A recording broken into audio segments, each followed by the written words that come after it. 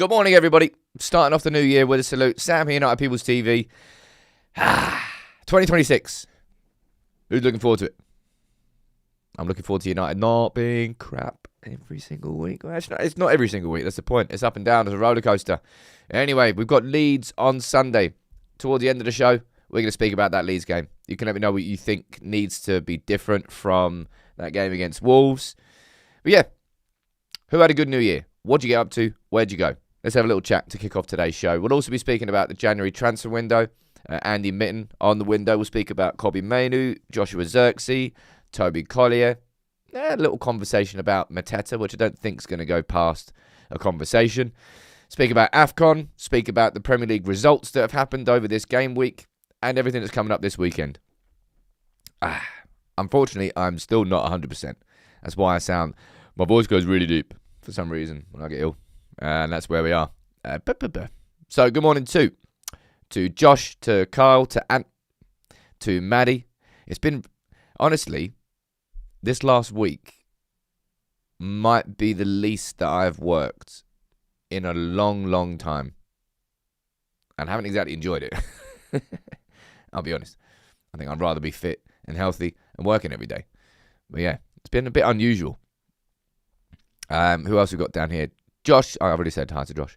We've got Geordie, we've got C. Billington, we've got Rob, we've got Asek, we've got Saeed. Now I'm sitting down here. Is correct? Is it your birthday, Ant? If it is, happy birthday, my friend. Lay off the booze. Yeah, I'm feeling very haggard. Man, I wish this was booze related. It's absolutely not. Right, should we get on with today's show? As always, please do get involved in the chat. I think from Monday we'll be kicking properly. We'll be back really in the swing of things. Leeds, man. I'm not looking forward to this game on Sunday. I really am not.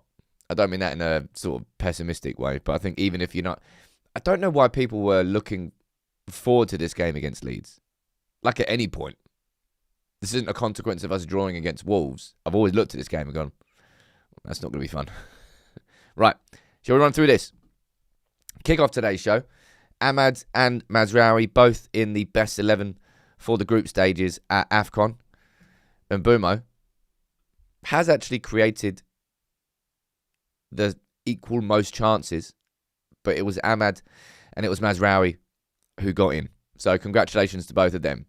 Now the important thing that we want to know about, let's be honest, it's not whether or not they're in the best 11. It's when are Ahmad and Mbeumo and Mazraoui going to be back and available. So here's the fixtures for the round of 16. You've got Morocco playing Tanzania. You would expect them to win that on Sunday.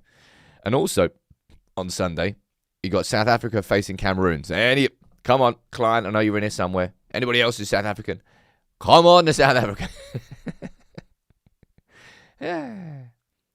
Does anybody... I actually haven't been watching any of the AFCON. I don't know how strong South Africa are. Do they have a chance of winning that game? You can let me know in the chat. And Ivory Coast are playing Burkina Faso, which I would presume Ivory Coast will be favourites for. And then, when are the next games? I mean, I can see the dates here. I'm presuming it's that. 9th, 10th. Oh, let us have Ahmad and Mbeumo back for the derby. Please, please, please. Right. Etienne, you're down there. Let's say you're down there. Come on, the South Africans. Come on, the South Africans. Anyway, that's the round of 16 games. Okay? Now, this happened yesterday, and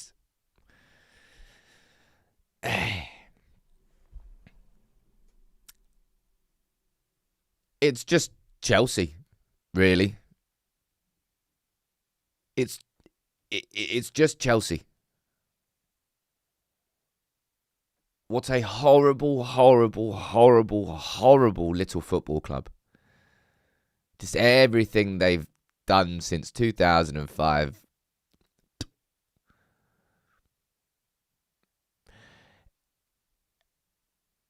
Honestly, if there are any United fans who ever look at Chelsea and think, I wish Manchester United were run like that, honestly, like, you need help. You need help. If you look at anything to do with Chelsea and how they're run and think, oh, Manchester United should do that. One sec, I've accidentally left my notifications on. Turn those off. There we go, back in the room. But anyway, naturally, I've seen everybody fuming that Maresca's been sacked first by Chelsea. You see the stories that came out that he had actually told Chelsea at like on 3 different occasions that he was in talks with City over a potential vacancy in the future. Man, how pissed would you be about that? Yeah, I'm enjoying my job here. Yeah, I'm enjoying my job. Yeah, but I'm also talking to them about, just in case Pep leaves. Just in case Pep leaves. Like, I've said this so many times on this channel. If I could just nuke one club, it would be Chelsea. I hate everything they stand for. They're just despicable. Anyway, so is it Liam Rosenthal might be coming in, who's the Strasbourg manager? Oh, who could possibly have seen that coming? Oh, I don't know who it was. I think it was like a fan cam after a Chelsea game. And he was saying that Chelsea is effectively a pyramid scheme for trading players. I mean, it was so spot on, man. That's all Chelsea is. It is an absolute business. It's like a front for money laundering. More than anything else. Obviously, United getting linked with Maresca because presumably was Omar. I'm guessing Omar Brada was there at City when Maresca was, and so was Jason Wilcox. So the links will be easy. But Maresca, nah, it's all right, lads. You can have that. Yeah, you can keep that. No thanks. And, don't even talk about Chelsea and the actual fans. My God. Yeah. I'm talking about racism there. Hi, John Terry. How you doing? Oh, yeah, nice. Yeah, good to see you, mate. Yeah. Greatest captain ever. Ooh, top bloke. Top geezer. Anyway. Couldn't happen to a nicer club. Hopefully Liam Rosenthal comes in and absolutely flops. And then we're just seeing, well, at least United are consistent in that sense. I don't see how this changes at any point this season. I'll be fully honest. United are back in Amorim. United have no plans to replace Amorim. Of course, if we end up losing 3, 4, 5, 6 games in a row, then anything can change. In the same way that Arne Slot, prior to Liverpool recovering their form, stories about him potentially being sacked. It can happen with anybody. If Arteta loses 7 games in a row, there'll be people calling for his head. I don't think Amorim leaves United this season. Whether United are able to achieve what we want to this season, well, that would kind of depend on results. But at the same time, I don't know how many times we have to talk about this. You know how, like, sometimes you have, like, great Premier League seasons. You've got, like, I suppose, 2, 3. Like, my favourite ever memories, Premier League memories. I haven't got any memories before the Premier League, let's be honest. I was 3. But my favourite memories, my favourite seasons, were like 96 to like 2003? That like 5, 6, 7 year period where it was United and Arsenal going toe to toe with just 2 absolutely elite teams, elite managers, and just getting one little tiny slip up here. It was so ridiculously competitive at the very top. This season, I mean, I don't know what you're looking at in the Premier League, okay? Newcastle beating Burnley, Chelsea dropping more points. Villa being spanked, by the way, by Arsenal. Fair play to them. Liverpool dropping points against Leeds. Spurs dropping points against Brentford. Sunderland and City dropping points. And look at this, right? I don't know how... I mean, yesterday, absolutely stinky football. Stinky football yesterday. But look at that. Look at the top 9 in the Premier League. 7 of the top 9 drop points. There's no point me talking about opportunities, because every single week there's going to be an opportunity now. I think we established this a couple of weeks ago. 7 of the... I mean, I doubt you're going to see that much. 7 out of the top 9 dropping points in the same game week. United, of course, didn't take advantage, which we absolutely should have done, because we played Wolves. It felt like that Wolves game really took it back a step. And you know what? I was kind of semi-glad I was ill yesterday, because I don't know what I would have come on here and talked about that would have been positive. It would have been just old man moaning. Because it was bad, that Wolves game. When I don't think it needed to be. I think there was a lot of choices that were wrong from Amorim, and there was a lot of execution that wasn't correct from the players.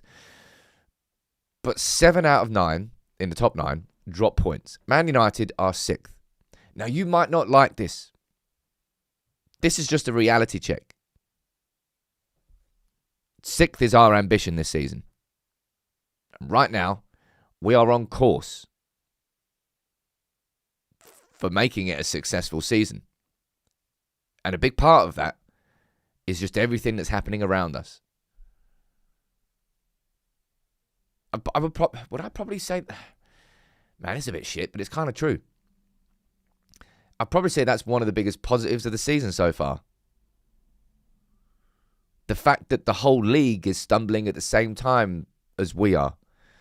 Because that's what's made it harder. The gap just keeps getting bigger and bigger and bigger and bigger. Not like physically just in points, but in terms of how the teams are playing, how stable they look, how good the managers look, how good the new signings are settling in. But I'm looking all around us in the league, and I'm seeing stumbles everywhere. 7 out of the top 9 stumbling. 6th will be Europa League this season, if we were to finish 6th. Now, question I've got for you. What would you grade this season so far? I'm going to pull up Carl Anker's grade. Give it an A to F. You can use A+, B-, C+, whatever you want. What would you grade this season so far? If I'm being completely honest,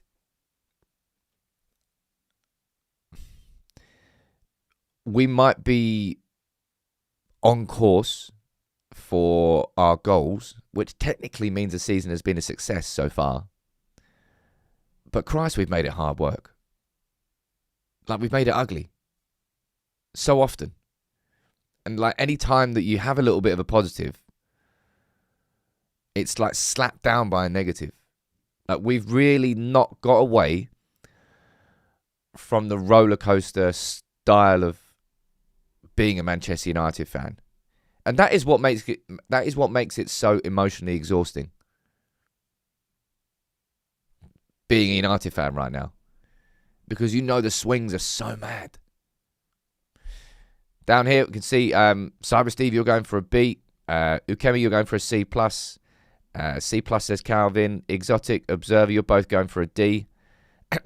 Wolf, you're saying B as I expected a D. Ant, you're saying a C. C+, says Benji.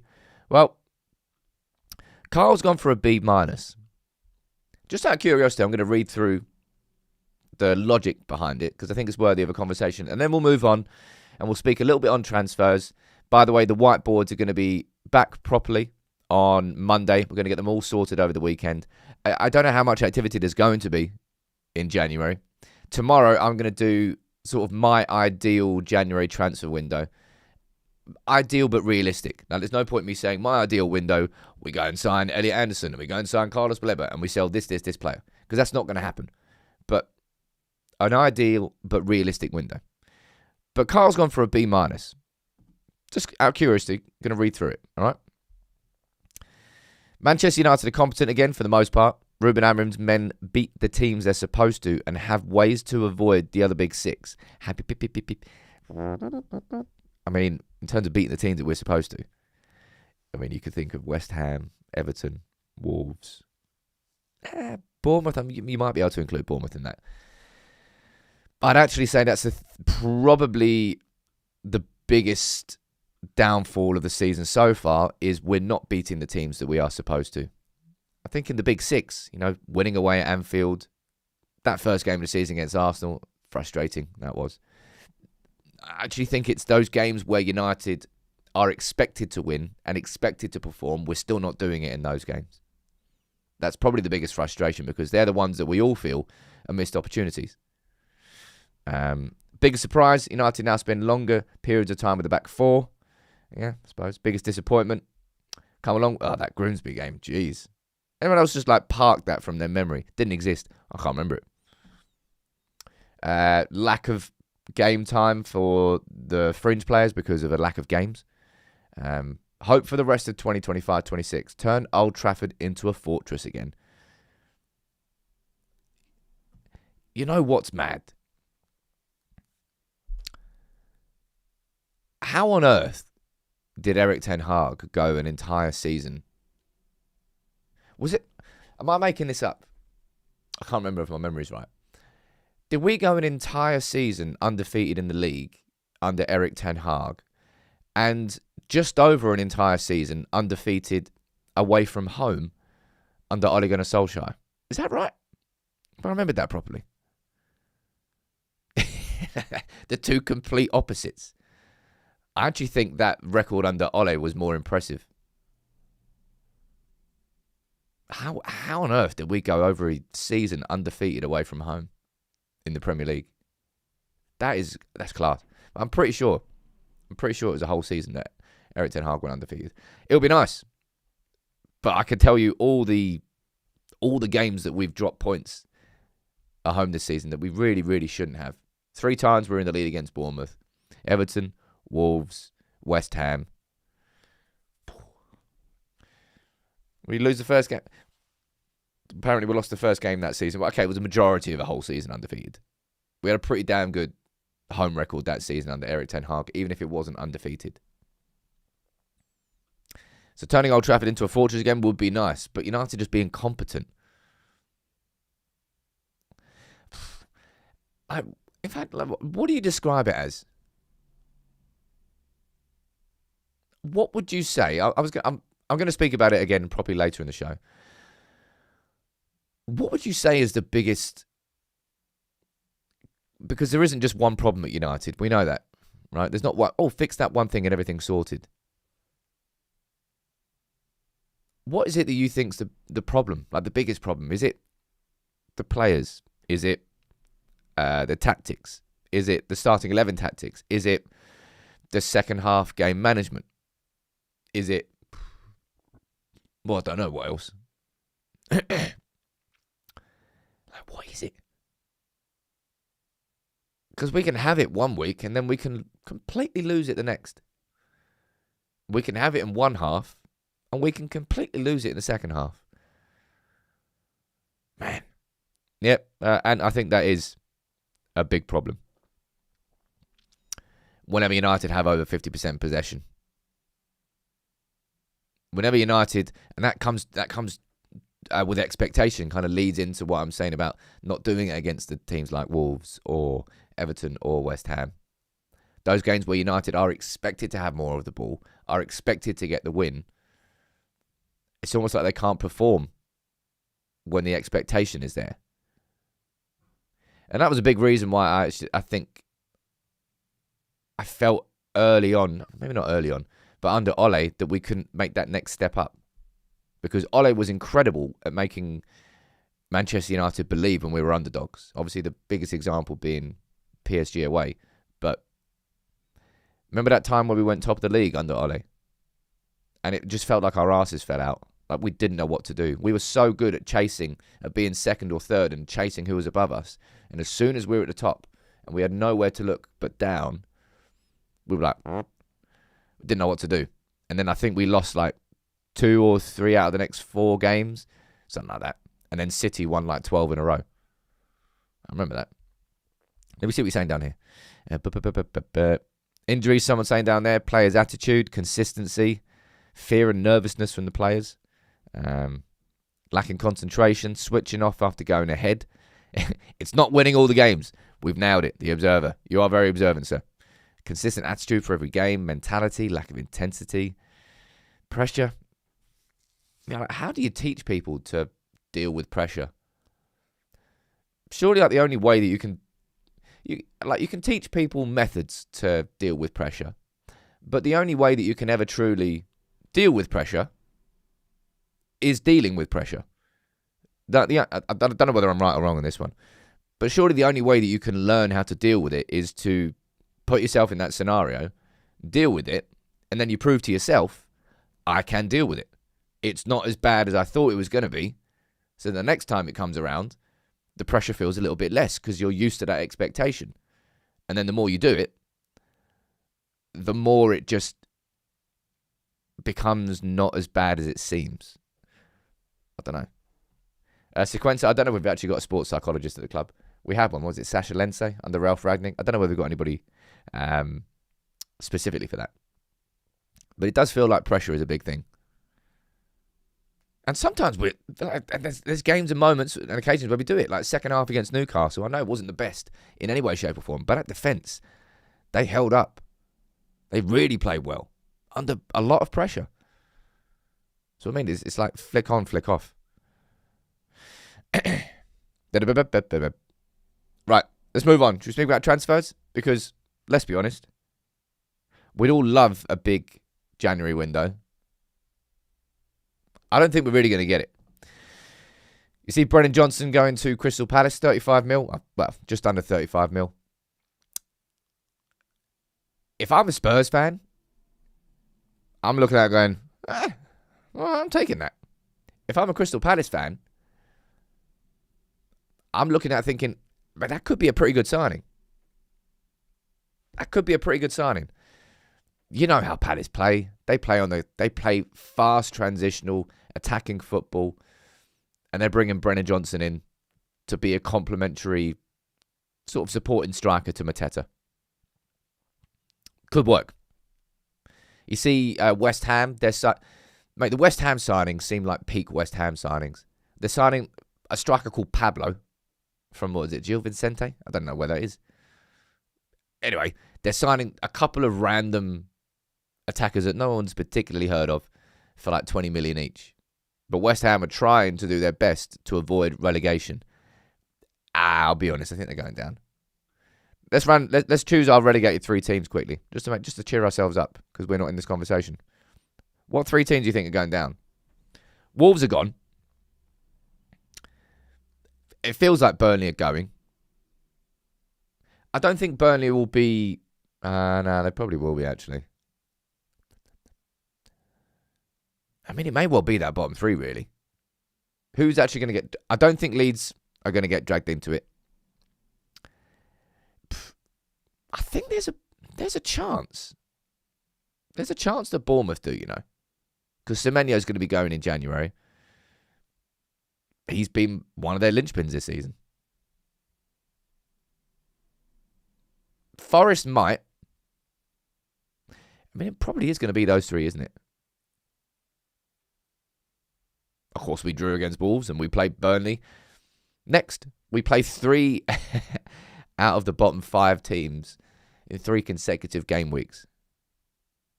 Let's see how many points we get. Well, Ellen Road will not be easy. But, transfers. Okay? The reality is this. This is from Andy Mitten. January is not expected to be a busy window for United.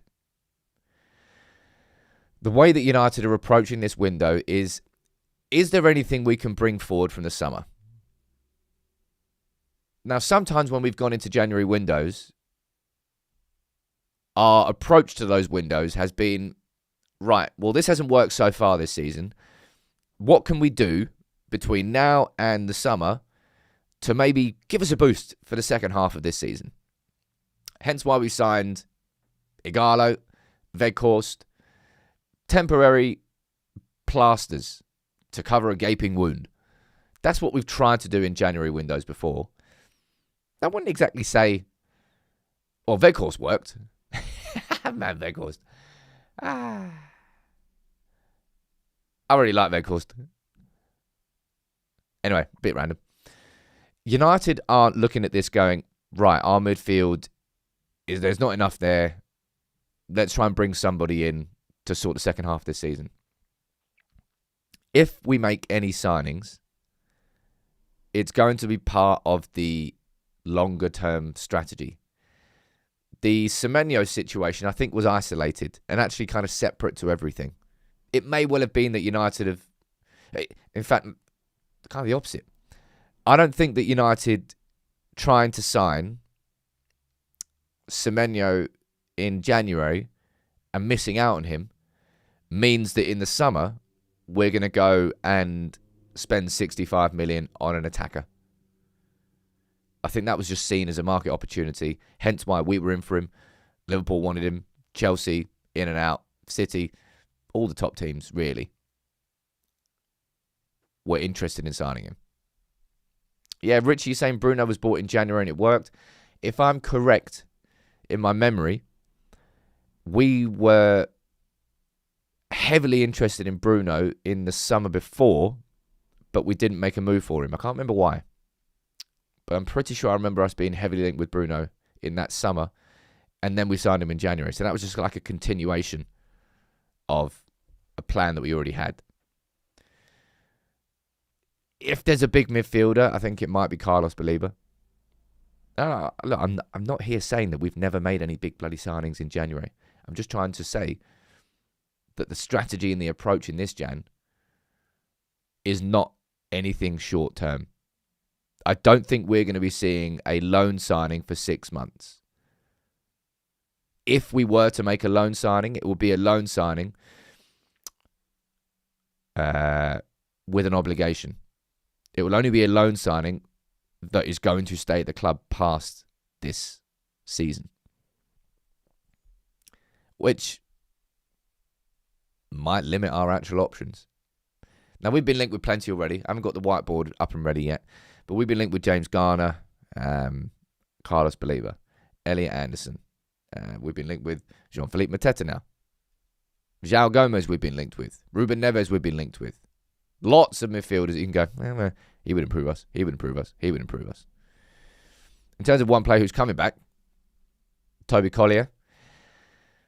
Do I see Toby Collier impacting Manchester United in the second half of this season? Truthfully, no, I don't. Given that, I know he's a different midfielder to Kobbie, but I just can't see. Would it be fair to put Toby Collier in a similar sort of category to James Garner, but just not as well developed? Is that fair? Is that wrong? Don't quite know. But anyway, he's been recalled from his loan spell at West Brom. He's injured for like the next 7-8 weeks. So it's not even a conversation we're going to have about Toby Collier until March time. But even then, do I think that he's going to come into this squad and all of a sudden be the midfielder that we need him to be? I don't think he will. And I know when it comes to signings, there's two main types of signings that you make. One, your ceiling raisers. How can you make a good team great? You bring in those players. Like, that's what I would call the Paul Pogba type of signing, is a ceiling raiser. Don't think Paul Pogba was never going to be the player that dragged us off the ground. Bruno Fernandes was a ceiling raiser. No, a floor raiser, sorry. He brought the whole team up with him. Paul Pogba didn't have that capability, but in a good team, he was capable of raising the ceiling, of making that team even better. Bruno was just almost like an inspiration. Different types of signings. So, of course, we need to make both at the same time, but I don't think that we really... Look, if anything... Sorry, one sec.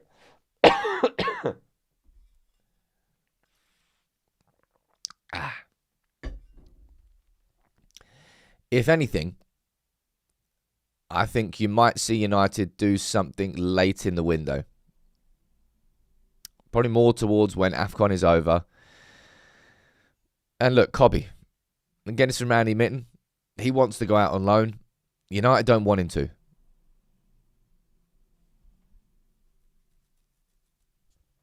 Man, this Mainoo situation stinks, man.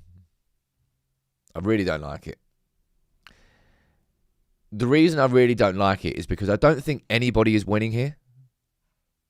I think everybody is losing. Kobbie's losing. He's not playing. United are losing because Kobbie's not playing and he's unhappy. So what do? You keep him around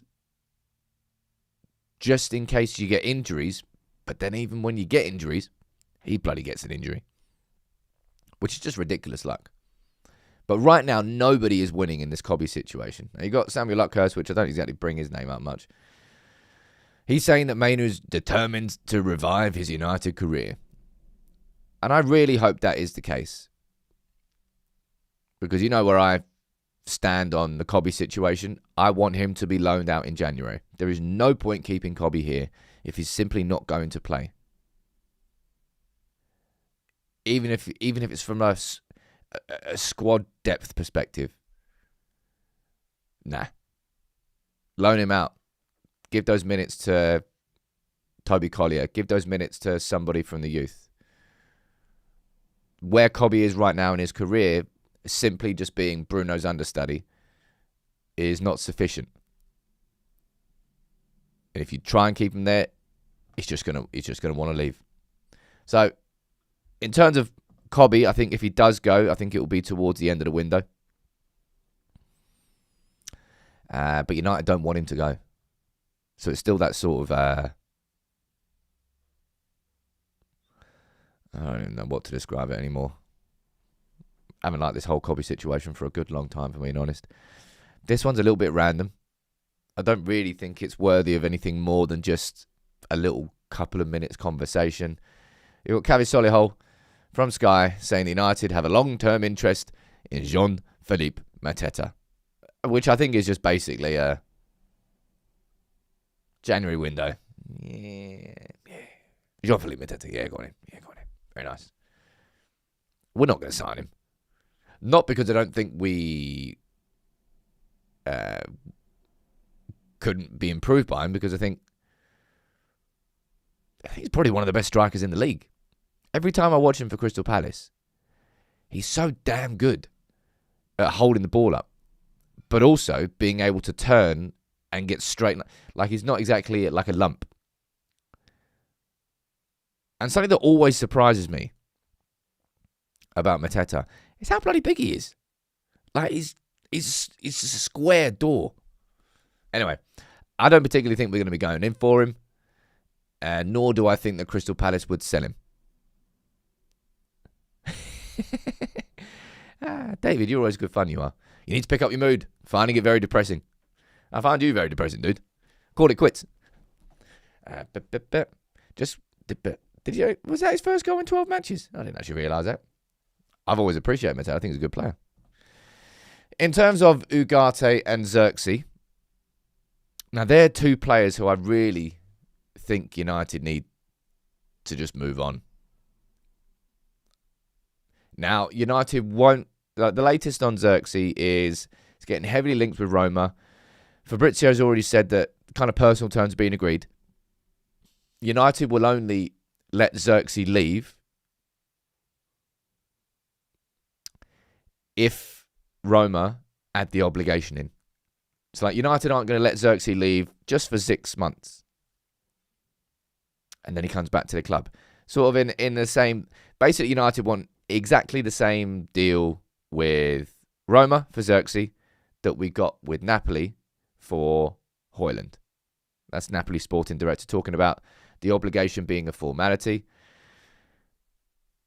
We got stung hard with the Sancho obligation with Chelsea. Somehow Manchester United managed to be the club that found an obligation that wasn't an obligation, which is just funny, really, but not funny. Got to make sure that Zirkzee and Roma falls in that category. Now, I feel sorry for Zirkzee, but it's just not going to work out at Manchester United. I don't think. The way that we're going, like the ultimate end game for this style of football, if it does work perfectly, I still don't think Zirkzee fits it. So Zirkzee should be leaving, hopefully leaving in January with an obligation. Ugarte, I know that there's been Galatasaray links. Has anything happened on those Galatasaray links? They're still like purely in the whiffy stage right now. To be fair to Ugarte, he played well against Newcastle, but I mean, that's about the only time he's played well all season, really. I don't think that's me over-exaggerating either. Like, games have just passed Ugarte by so often. What was the run he was on? Like, starting 7 games and losing 7 games? I think he broke that curse. But Ugarte leaving, Zirkzee leaving, and Mainoo, I think they're all possible in January. Wouldn't say they're probable, but I think they're all possible. Yeah, I haven't seen any other proper Ugarte links, so I don't know whether that's going to be something that United do in the summer. The Zirkzee one feels the most likely out of all 3. Let's find out. But look, let's wrap up today's show with a conversation about the Leeds game. And by the way, I know there's quite a few people who have been asking me. The quizzes. I'm definitely going to be bringing back the quizzes. I've just been a bit off it, I'll be honest, mentally. This last few days. The festive period got me, and then I got ill. So it was a combo. We're going to bring back the quizzes properly from next week. I don't think I'll be doing one every single day, but I want to do one every single week. And then we'll be bringing maybe more regular ones into the Discord as well. We'll be working with Maddie. We'll be working with Alex, the 2 community leaders. They're not going to be disappearing. They just disappeared for the last couple of days. All right? We'll bring them in. Now, Leeds game. Talk to me. It is map day today. Bloody hell, I nearly forgot map day as well. I'm still not there. Not surprised to see the probabilities down there at the bottom. 36%. Is this from Google, by the way? So don't take this as gospel. But they're expecting a tight game. And I am expecting a tight game. Leeds are just very well drilled. Like Calvert-Lewin's he's found his goal scoring boots this season.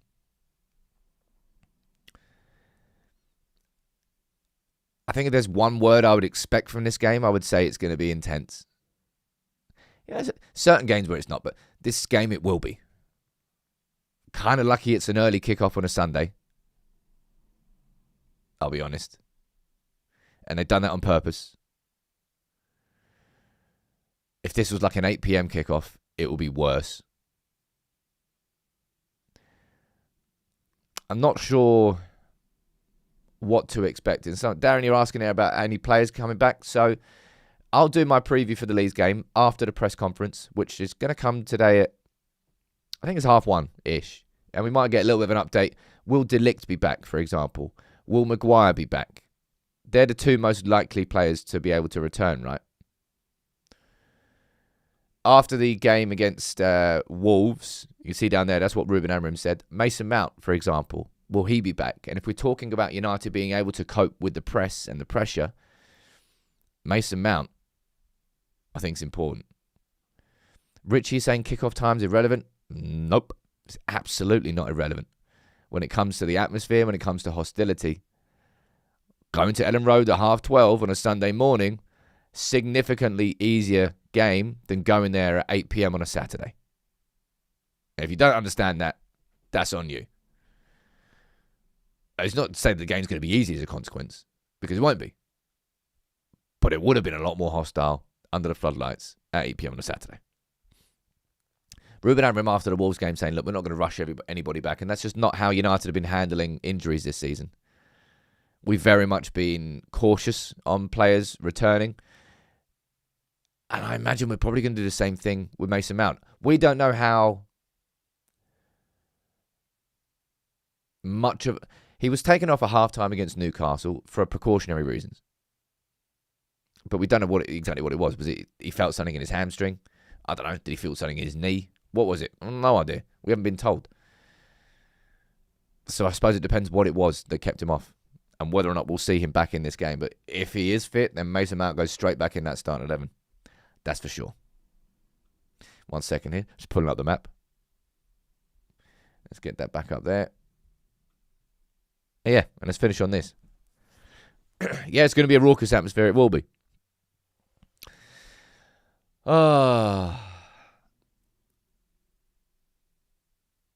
What do you think the odds are of us seeing 4 at the back? If I'm correct, Leeds play with a 3 at the back system? They kind of chop and change. Let's have a look at the average positions for the Leeds game against Liverpool. Leeds, Liverpool. Sofa score.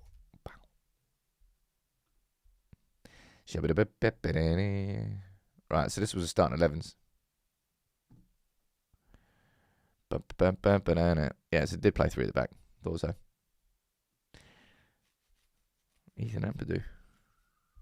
What about average positions? Let's have a look. There you go. Well, these are pretty deep. I suppose you can't really tell too much from that. Yeah. They do, as far as I'm aware, Leeds are quite flexible. They kind of chop and change between.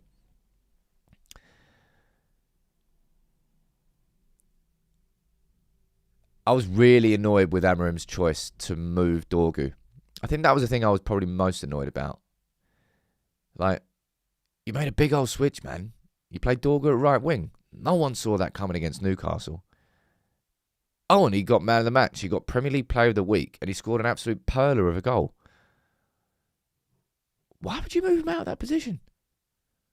Why would you do that? It just felt like a really strange choice. And a wrong one. Now, I don't know whether you're going to see Dorgu coming back and being on the right wing or not. But I don't know whether you're going to see a back 4. I don't know what United's starting 11 is going to be now. There is an air of unpredictability to it, but in the wrong way against Wolves because it went into something that we shouldn't have done. Let me see what you're saying down here. A6 saying playing at the 3 at the back will be suicide. They have 3 men in midfield like Wolves had. Anton Stack will clearly have a good game. We already know that. Manny saying he moved Dorgu back in a back 3 because nobody else can play left wing back. I don't think Dorgu can play left wing back. He looked way more comfortable playing right winger, which is actually where he played for Lecce quite a few times. I don't think it can't come as too much of a surprise that kind of any player surely feels a bit more comfortable playing right winger rather than left wing back because there's a lot less pressure. I know you're going to have to double up and with the defenders, but you do have less pressure because you have less defensive responsibility. And that's probably what freed up Dorgu. But also, just the angles and the way that he was playing on that right-hand side, he seemed a lot more natural cutting in on his left than he did trying to go outside on his left, on the left-hand side. That's probably the way I would describe it. The angles of playing on the right suited Dorgu a lot more to the left. Jamie is saying, I think we might shake off some of the lethargy against Leeds. I mean, if you're not going to be able to get up for a... Look, it's not Anfield, it's not Liverpool away. But for a lot of United fans, Ellen Road, like Dan from the pod, big up Dan, he's going to be going to Ellen Road. I'm jealous of that one. I've never been to Ellen Road. I was dead annoyed when I went to Anfield for the first time. I've only been once. And it was that 0-0 draw where, what's his face? Michael Oliver sent off Dalot for those 2 yellow cards within like 4 seconds at the end. I think Varane was man of the match. 0-0. I didn't feel any hostility as well. At any point, I never felt threatened by Liverpool fans. I wanted to get a bit of hostility. I don't think that's going to be difficult for this game against Leeds at Ellen Road. I think the players will know that. A player that's going to be a big miss for this game is Bruno Fernandes, I think. But also maybe this is a sort of game where Bruno Fernandes can get emotionally caught up in it. Heart on his sleeve. We'll see. I I'll save my prediction for the starting 11 video. It's going to go out at lunchtime today, but it's going to be a hell of a tough game. A hell of a tough game, right? Right. Let's go. It's map day. Thank you for reminding me of that. I nearly forgot map day as well. What is wrong with me? I need to go to H. I need a disciplinary, man. Right. The map. Let's kick off 2026 properly. Let me know where you're watching from, the city and the country, and we'll get a few of you added onto the map. Etienne is saying they're probably our third biggest rival. I mean, you probably go second, if I'm being totally honest. Like, City are a rival because they're based in Manchester, but City aren't a rival. When has there ever really been needle with City? There was needle with City when Tevez left and joined City, and that 3-4 year period, that's a rough 3 year period, I think when City won their first title, that's the only time where I've ever felt going into City derbies like that, you know, something could happen here. Like, feels like there's a bit of needle going on. Other than that, it's just, City, great. I'd probably say Liverpool and then Leeds and then City. You might even put bloody Arsenal near where City are. But anyway, let's go. Let's get a few veterans to the map. Dowd, you're watching from Minnesota. Oh, has the map fixed itself? Because last time it wasn't pulling up the actual pins. I don't know what Minnesota accent is, so I'm not going to try that. We've got Cesar Visuals watching from Den Haag in the Netherlands. Not Ten Haag, but Den Haag. Oh, The Hague. Well, I should have known it was The Hague. Oh, we've got Key watching from Charlbury in England, which sounds very regal. Chipping Norton. What? Where is that? I've been there. Can't remember where it is, though. Let's get one more. We've got ASIC watching from Mthatha in South Africa. Well, good luck to you against Cameroon. Come on, the South Africans. Come on. Right. Let's wrap that up for today. Ladies and gents, I actually feel a lot better than I did at the start of the show, and I hope I sound a little bit better too. Cool. Right. Content-wise for the next few days before we're properly into the new rhythm of the new year, starting on Monday. Today, we've had a live show today, and we're going to have the start 11 video against Leeds. That's lunchtime video. Tomorrow, no live show because it's Saturday, but I'm going to have my ideal January transfer window. I'm going to run through deals that I think realistically could happen, and if they did, I think United's squad will be in a better place. Sunday, we've got the Leeds game, and I'll be here straight after with the match reaction. And then Monday, back to normal. I apologise about that. Actually, I'm not going to apologise. I've been ill. Festive period. It's been a really slow couple of weeks. And I'll be honest, like, the mood after that Wolves game was... It was nasty, man. It was pretty nasty. And I can understand why. Because it was just shit. It's just bad, wasn't it? Right. Do it against Leeds on Sunday would be a big result. We'll find out. Thank you all for tuning in. Love you all. I'll see you soon. And hopefully the next time we have a live show, it's after we've beaten Leeds.